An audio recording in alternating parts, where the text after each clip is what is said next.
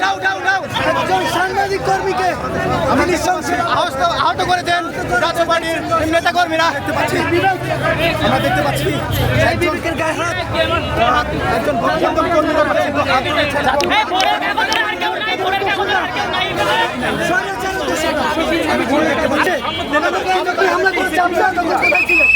একজন সাংবাদিকের কোথায় ছিলেন?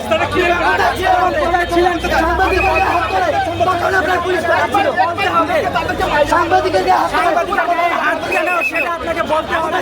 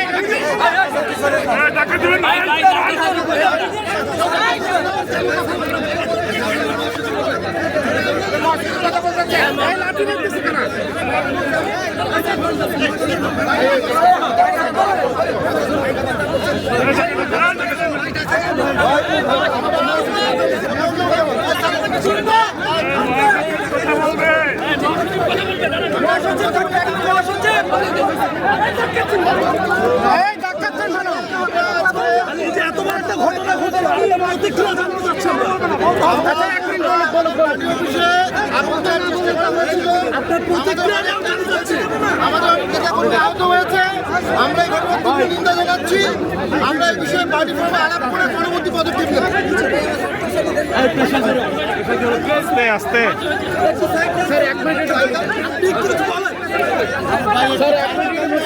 আরে ভাই এমন শুরু করছেন কি আপনারা? এমন শুরু করছেন কেন?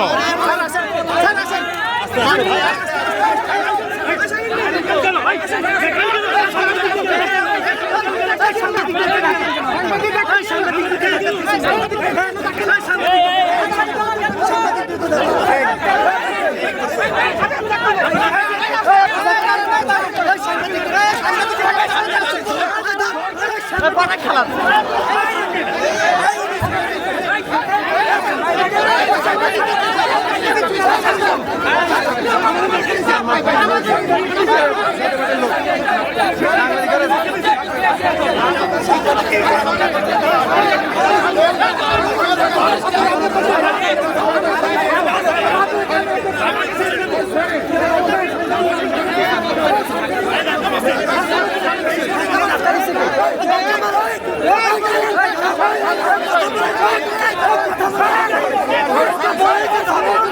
কথা বলে যেতে হবে